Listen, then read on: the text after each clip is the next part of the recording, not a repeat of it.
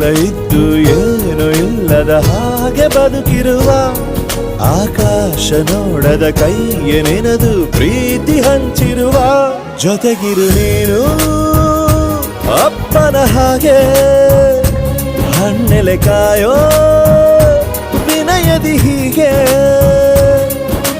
ನಿನ್ನನು ಪಡೆದ ನಾವು ಪುನೀತ ಬಾಳು ನಗು ನಗುತ್ತಾ ಬೊಂಬೆ ಹೇಳುತ್ತೈತೆ ಮತ್ತೆ ಹೇಳುತ್ತೈತೆ ನೀನೇ ರಾಜಕುಮಾರ.